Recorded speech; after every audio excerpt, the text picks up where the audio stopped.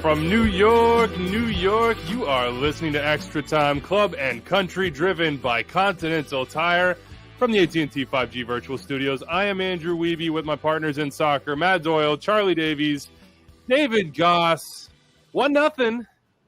It wasn't impressive, let's say, in performance standards. We'll get to that for U.S. men's national team. It was disappointing for Canada. They thought they might have had an opportunity here, and they might have had calls gone a little bit different, had the first 20 seconds gone a little bit different. We're here to break it all down as Group B concludes. The United States finish atop the group. Of course, they needed a win to do so.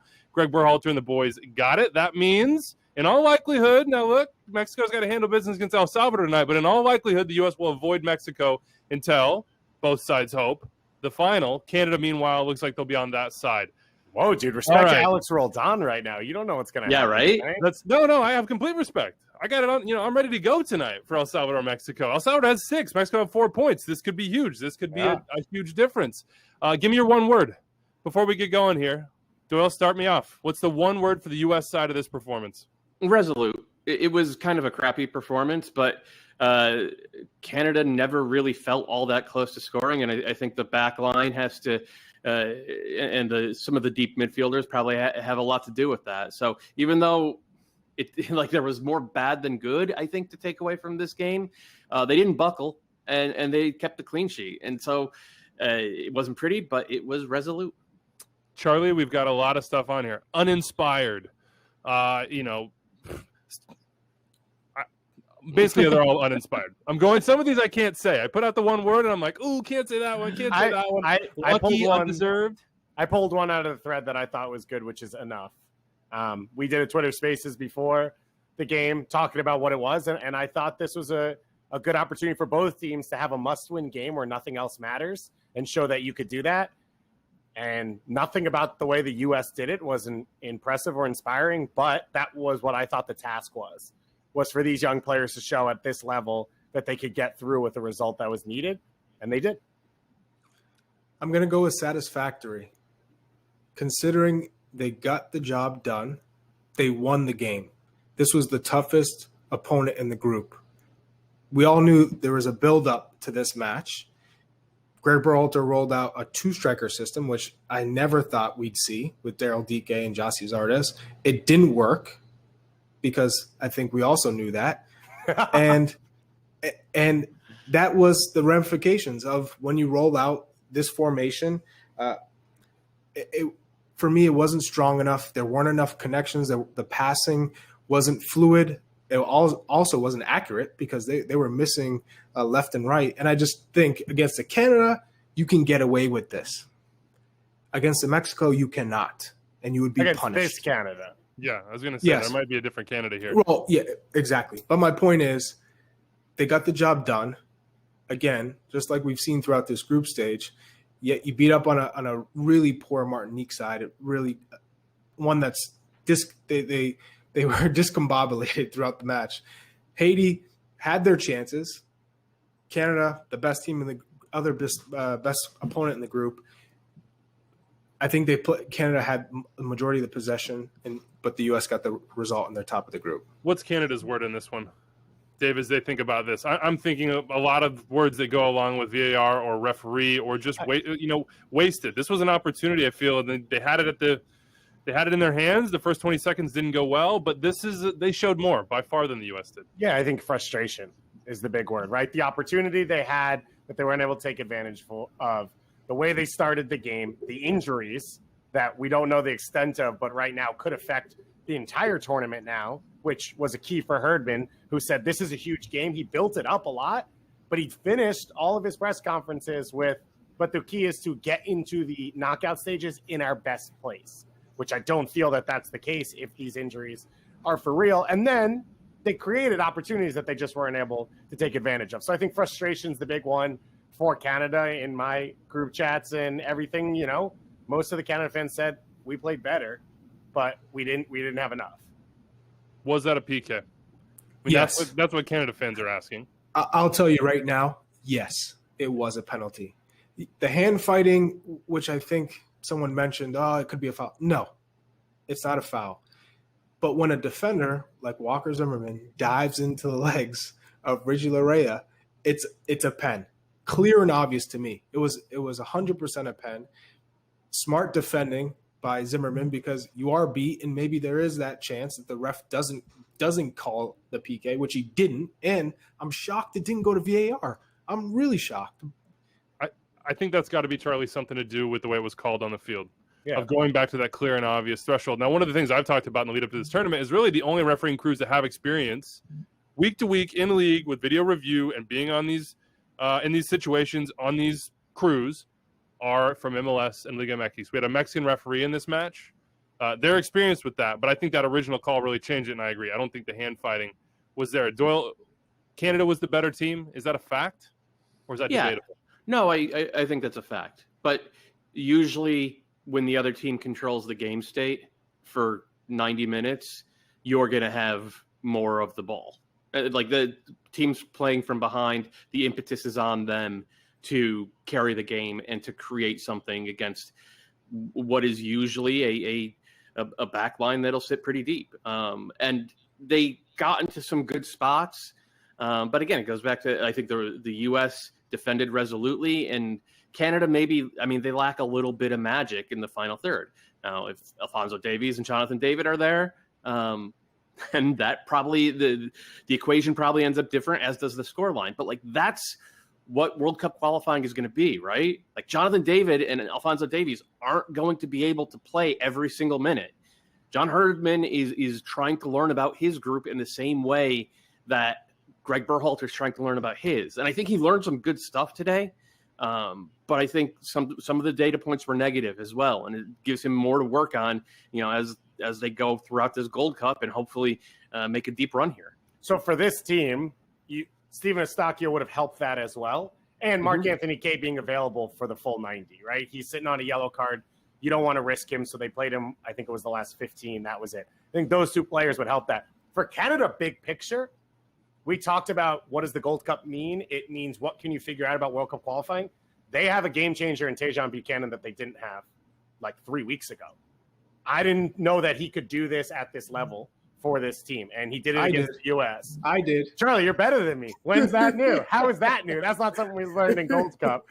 So that's a huge moment for Herdman in that, Alphonso Davies was going to probably have to play every game at left back or left wing back for him. Now he has a player in Tajon Buchanan who could take some of those minutes. Can you maybe split David and Fonzie in big games where they don't start together when you have that rotation in 3 games?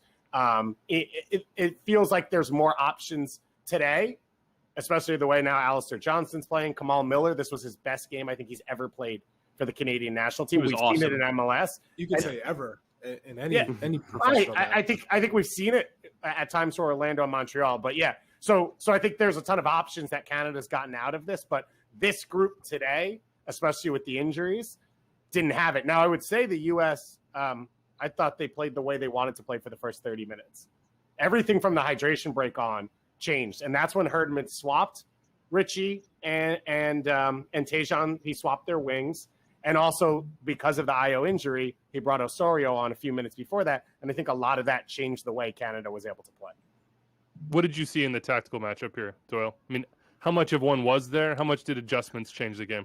I mean, the adjustments ended up changing the game a lot, and I don't think it was all scripted. I mean, obviously, injuries were huge.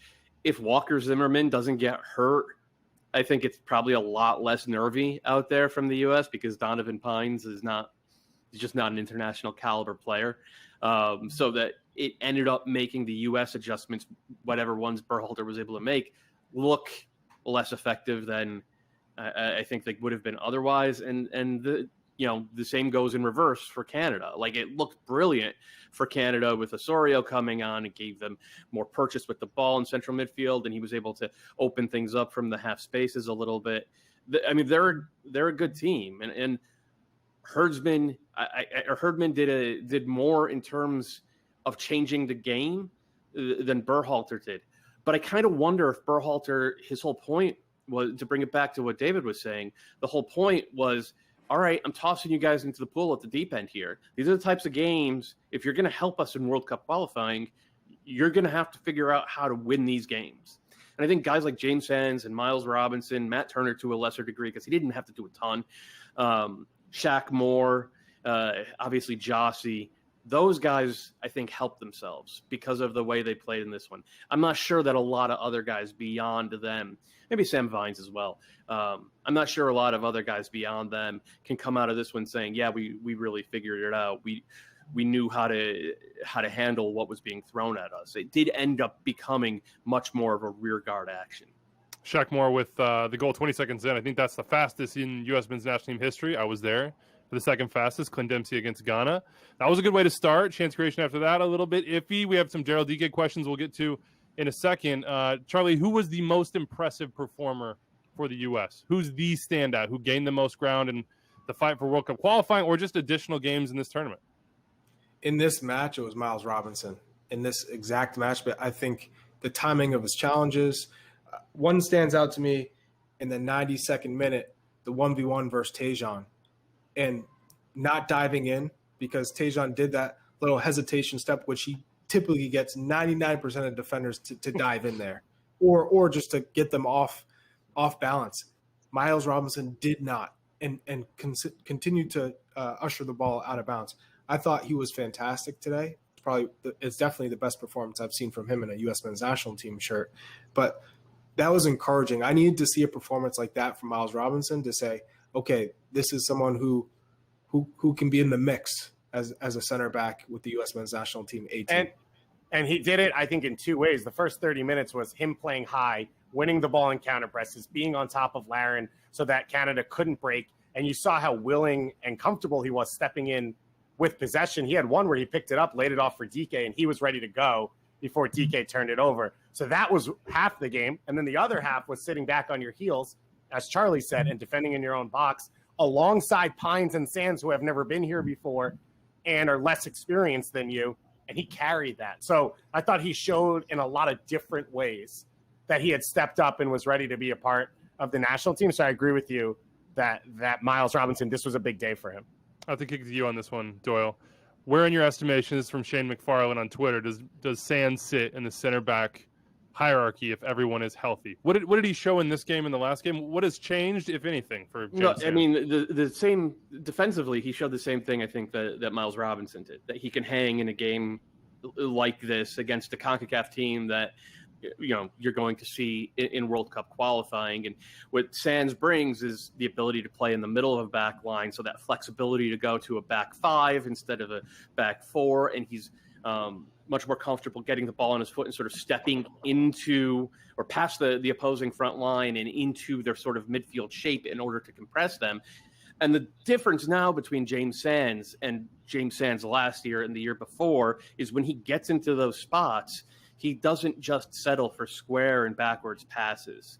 He was actually, if you go back and you watch that first half hour, he was able to step up into the play and hit some really good line-breaking passes. Like I'm not talking like Pirlo stuff, but like crisp and to feet as the guy's checking into the space so that he has room to turn and drive forward. And that was something that we really didn't used to see that from James Sands. And it's very much a part of his game now, to the point where it's like, if we're playing a 4-3-3 and we need a true number 6 to sit in front of that back line and protect the center backs, and Tyler Adams isn't available, I think I want James Sands.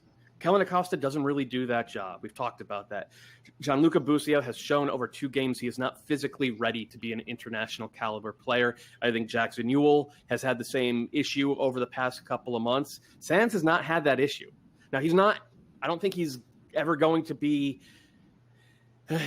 a game-breaking passer in the way that we have seen Busio and you will occasionally be at the club level, but we don't need him to be a game-breaking passer. We need him to be tidy. We need him to be, flawless defensively, and we need him to get the ball onto the feet of the guys who can break the game open. And frankly, I trust James Sands to do that a lot now after the past 180 minutes. You're looking for the Rico Clark on turf in Trinidad and Tobago performance from pretty him. much. Well, I mean, it doesn't need to be that. It doesn't need to be that.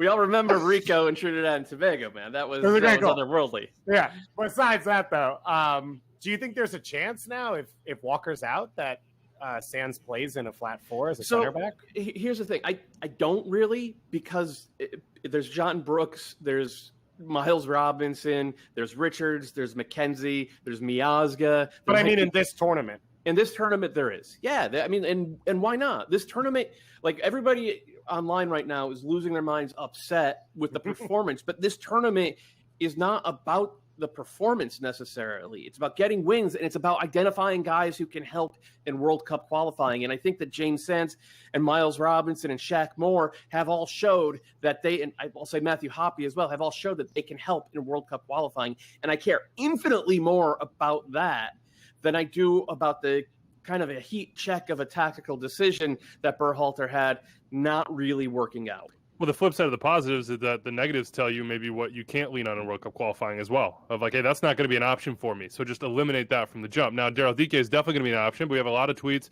a lot of questions. I think a lot of people talking about just, I'll go to NCHC Pod. He said, did Dike drop some stock in this game, or has he done enough to keep the starting spot in the next one? And what did you see from Daryl?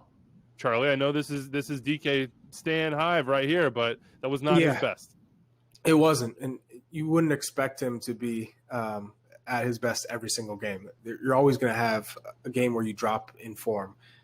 Again, this wasn't the typical one striker high with a number of players underneath for support. This was playing with two, and he had never played with Gyasi Zardes from the start. So, and I don't think they complement each other well on top of that. So I do think in this instance, he is still the number one striker if he's healthy. Now, we don't know the extent of his shoulder injury, but for me, he's the number one striker at the moment in this Gold Cup team.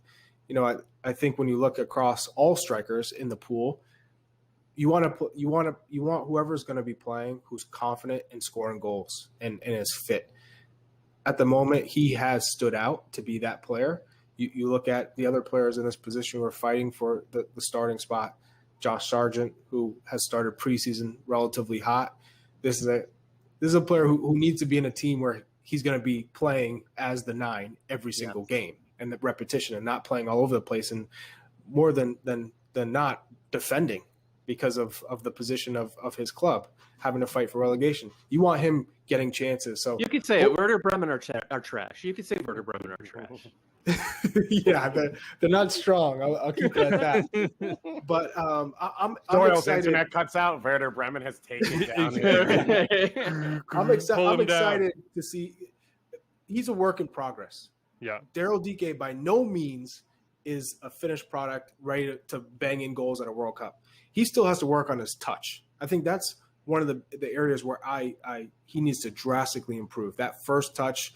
Sometimes when he's dribbling, he loses the ball. It runs away from him. So I think as he sharpens his first touch and his awareness in those tight spaces, we're going to start to see him start to bang in more goals. I just want you all to know that for the last half hour, it's been nonstop crying above me. So I appreciate is it Cameron or Wyatt who watched the both. game? No, it's Tell both, them to get a grip, man. It's just exactly. the Gold Cup. No, Doyle, that's not what it is. They realized Tejan's gone. They're Revs fans. Gotcha. They thought they had a shot at MLS Cup. They watched this game and they're like, well, actually, one of them big Akinola guy. The other one's all about Kyle Larin, and those injuries just got him shook up. They're like, how could I watch Canada without those two in the knockout rounds? TBD on that. John Herdman did have an interesting quote that I just saw Joshua Kloka put out. Quote, I'm pissed with the result, but happy with the performance. What do you think Greg Berhalter would say about this as we wait to see his quotes come down? Doyle, what do you think he's thinking after a game like this? Is he okay? He's like, yeah, that was the test that I was looking for, and we got the job done, so onward and upward. I think he'll be a little miffed at the lack of game control through central midfield. And while Charlie's right in that playing with two center forwards kind of cedes that a little bit. That doesn't entirely excuse the performances from Busio and Acosta and Leggett. Leggett, I think, started well, but then sort of faded out. Acosta never found the game. Remember, like the other day when we were praising him up and down, like, he was incredible. That guy didn't show up. And this has been the knock on Kellen Acosta throughout his career. He has the talent to be a $10 million central midfielder, but he doesn't bring it to bear for 90 minutes and ends up chasing shadows. And for him to do that is a lot more damaging, frankly, than for 19-year-old Gianluca Busio to do that in his second or third U.S. cap. Like, Busio was he kept getting beat, and he would stay beat, and that drives me nuts. But he's 19, and he's learning the position. So I give him kind of, not a mulligan, but like a little bit of rope. With Acosta to do that is really frustrating. And I'm sure Greg Berhalter is as frustrated about that as I am. So I think he'll focus on that. I do hope he goes back to the drawing board a little bit and thinks about, going back to the 4-3-3, getting some wingers out there. Certainly you can play Christian Roldan on the wing and seeing if that works. Interesting. So Roldan, who else can you play out there? Would you play like a Shaq Moore there or a George Bello? I mean, Shaq Moore has played there a bunch for his club team, but I'm not sure I would do that. Roldan has played on the wing for literally an MLS Cup winner for that. But who's the other winger? Well, you still have Hoppy and Joaquini. So yeah, Hoppy and Joaquini and Jonathan Lewis. I would give Jonathan Lewis another shot at it at this point. Okay. I mean, like that, you brought these guys for a reason, right? And you've got the practice squad. That's why you brought them, because you have to for training purposes. Look ahead then. They got a full week of training to the U.S. men's national team. Same for Canada. What do you think Greg Berhalter will work towards, in particular thinking in terms of Walker Zimmerman? If he's not there, that was the whole basis of this team defensively coming into this tournament. Would it be Miles? It would be Walker. That was basically preordained. Greg sort of said that. And now you lose one of them. How will he set up? Will he stick with three in the back and have Donovan Pines in against Jamaica or Costa Rica? Will he go back to two? How's the midfield constructed? Will we see Eric Williamson get another shot? That was surprising to me to not see him have an opportunity in this match. Does Busio stay? How do you figure out the wings? Do you go with two forwards? Like, where does this go now that it's become must-win? I mean, this was a must-win game to get where you want to go and to get opposite of Mexico, but they were through. We're now on to win or you're out, and the U.S. doesn't go out in quarterfinals of Gold Cups. Not if they don't want to hear about it, at least. I mean, they don't even go out in semifinals. Oh, they have, Charlie. I've been there. I've been to third place games. I've seen the misery. But that's the standard. So you're going to hear about it if the U.S. isn't in the final, especially if Mexico is in the other bracket and you wouldn't face them to the final. If you lose to Mexico in the semifinal, okay, people will still give you grief and slack, but not as if you get to a final and then you lose to Mexico, which is what everyone is expecting the U.S. to get to a final to play against Mexico. So look into the future, guys. How do you get there? Look a week's time down the road. I think the first step is you hope that Jamaica outplays Costa Rica, and so that you can play Costa Rica in the next round. That would be the first plan if I was the U.S. But I think you look at a midfield. I think you have to bring Eric Williamson in for this next round to have someone who is willing to take over the game, who's willing to push play a little bit and can physically handle the battles that we just didn't see Busio able to do in 50-50s throughout this game. So I think that's a big one.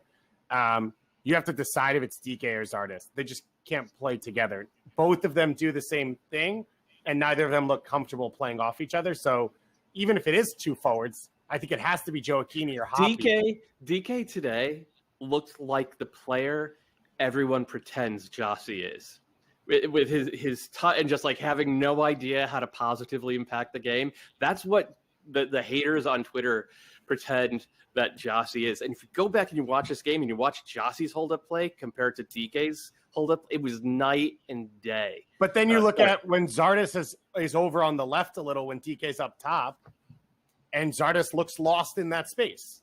And he's slow, and he's methodical, and so whatever it is, whoever it is, it has to be one of them. It can't be both of them. So I think those are two of the big keys of what you want to figure out. coming out of this one. And then the other ones, I think a lot of them rely on the injuries. You know, if you don't have Walker, if you don't have DK, then that changes a whole lot in what you're going to do. Yeah, big news there. Daryl DK looked like he might have taken a hand to the face, but he fell down awkwardly, was favoring that left side, I believe it was, for the rest of this game. What's the big lesson going into the knockout round? Like, if you look at a must-win game, what's the lesson? Don't change the formation. Do not change the formation from the one that you previously played in going into a big match. That would be my takeaway, because you're not setting up the team to succeed given the players that you have. If this was a dynamic partnership up top with DK and Zardes, I'd say go ahead. I love a two-striker system when you have two players that complement each other so well. They both do the same sort of thing. They hold up the ball and they make runs in behind. They're not great with their feet. They're not going to really beat you on the dribble. It was almost like you're playing two of the exact same type of players, and it didn't work. They didn't have the support in the midfield either. With Busio, Acosta, and Leggett, they weren't being able to be dynamic to provide chances, to play them into the channels, to provide support, them playing off each other. It does not work. We can all come to understand they need to play in a system that supports the lone striker underneath, and there's more presence in the midfield for them to have possession. That's why Canada ran them in the second half. They didn't have enough to win the ball back, and they had to drop deep and settle on the 1-0 win. So for me, I would like to see Eric Williamson in the midfield. And, we've seen what he does in Portland.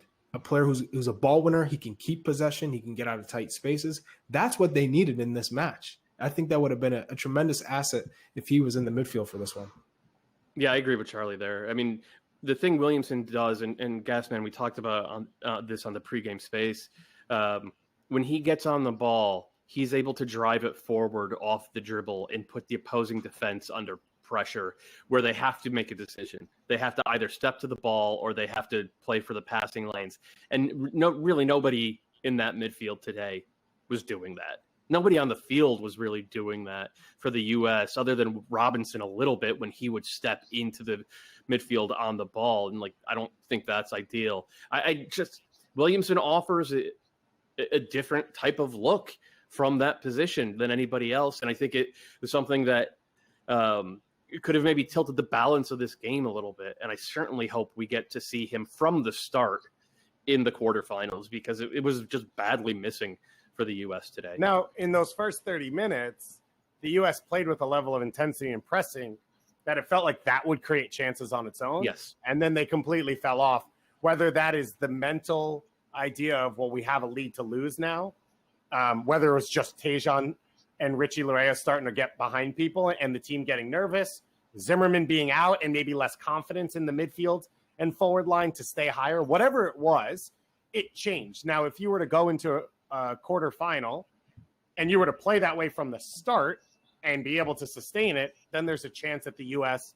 could create chances out of something like that, plus set pieces, which they were not dangerous on today, which was a little upsetting. There wasn't really a ton of creativity, or it felt like a ton of focus on being dangerous on those set pieces. All of those things can help you for the next round. So Eric Williamson isn't the only fix to those ideas. No, he's not. It's a formation, though, as well. And I will throw in, you look at Canada's backline, we talked about how poor they are when it comes to 1v1 defending, how they give up mistakes. You didn't see that because there was no wide play. You had the occasional, the first minute of the game when Shaq Moore gets up there to score. But other than that, you weren't seeing the isolation where Canada had Tejan Buchanan isolated, trying to get him 1v1. At times it worked. But where was that from the U.S.? If you had that, then you're pulling Vittoria out to defend, and he doesn't have the pace. He doesn't have the legs to go out wide, and then you would have seen the dominoes start to fall for Canada, because they're all out of sorts when you start moving them around. When you use those wide areas, when you have dynamic attacking players, that's when you start causing Canada problems, and we didn't see enough of that. Who were you more confident in making a run deep in this tournament, the U.S. or Canada? Ooh, the U.S. Wow. Yeah. And the out for Canada is obviously the side of the bracket that you assume they will be on. Shout out to El Salvador. See if you can get something done tonight, boys. Just see. But I mean, I think it's a realistic question. We have news from John Herdman. Kyle Larin just had a dead leg, it sounds like. He should be okay in a week. Io, that's a little more problematic, he says. That's his word. It's a bit more problematic. And that doesn't sound great. Toronto FC fans can't love that. Who would you go with, Dave? I think it's a legit question. Charlie, I can understand you being quick on the answer. Just like the history we have, and I think there's a level of confidence against most of the opponents that we're going to see that the U.S. will get a result, and that seems to sometimes grind us through in Gold Cups. But I think we came into this tournament, and I didn't feel like this was a great U.S. team, and that wasn't the purpose of this. It's a lot of pieces that have never played together, have never performed at this level, and I didn't love the way the whole group was put together. Then you lose Paul Arriola, and I think it got even harder because of the way these players are set up. If Kyle Larin is healthy, I don't think it's ridiculous to think that Canada has a better shot at getting further in this tournament. I mean, Canada has a more talented team. I do like this, even missing David and Davies, this version of Canada, I think right now is more talented than this version of the United States. And you have more cohesion. You have a base to build it off of. I mean, that midfield three, if we had seen it, which we didn't in this game, is probably the best in this tournament of any team. You have Tejan, who's Mexico's the best. Mexico's is better. Come on, Come dude. on. Get over Mexico's is better, and that's my point. So 5 years ago. Oh my God. One, they have to play Costa Rica or Jamaica, who I think would really give Jamaica Canada a game. You know, I think the U.S. will be able to handle whoever they have to play, but I think the U.S. should be worried about Jamaica. By the way. Oh yeah. Well, okay. They should be worried about every team they play, but I think they'll be able to cause more problems for Canada. I'm not so certain of Canada's back line, but we'll see. The thing is, Jamaica has ceded possession in a lot of their games, even when they're favorites, and are dangerous in transition, which is fine. But I think it sort of fits to Canada. And yes, you are right. Right, you have De Cordova-Reid and Leon Bailey running at Stephen Vittoria and Alistair Johnson. Some dangerous moments will happen, although Johnson was good again today. He's been really impressive. But look at the U.S. What's it going to be, Donovan Pines? Yeah, James maybe. Stan starting at that position? Like, I don't know that we could be super confident about it for the U.S. And on the flip side, I don't know that we could dominate possession and create chances like Canada get. Obviously, the ability to face Mexico earlier or later shifts pretty much all of this convo. Yeah, that's the math that matters. Got to handle your business and avoid Mexico and get to the final and see what happens. We're going to get out of here. One final thought from everybody. The last sort of information or feeling or look ahead that you have dwelling inside your brain. We're going to be back on Monday for the full extra time to cover Week 13. It's incredible how much is happening right now. We didn't even mention something that might have happened in Atlanta earlier. Gabriel Heinze out. We will lead the show with that tomorrow, so tune in for that. Anywhere you listen to podcasts on YouTube, etc. No one would have guessed that. Yeah. Nobody could have. Nobody could have seen that coming. Definitely not. No not one. Doyle. Not nobody. Certainly not. Not maybe Joseph Martinez. Final thoughts, guys.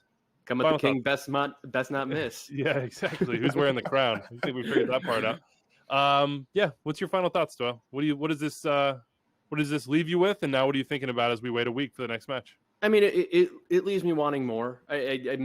I'm still a little frustrated at the initial squad selection. Having 4 center forwards and only 2 actual wingers is maybe coming back to bite the U.S. a little bit. I'm a little frustrated at no Williamson today. I still think there's a sensible, good team in there that can play fun soccer. And I'm just hoping that that's what we get to see in the quarterfinals against either Jamaica or Costa Rica. Because if you just play a straight up 4-3-3, you can put the pieces out there that make sense and that kind of create the game. And we haven't done that much so far in this tournament.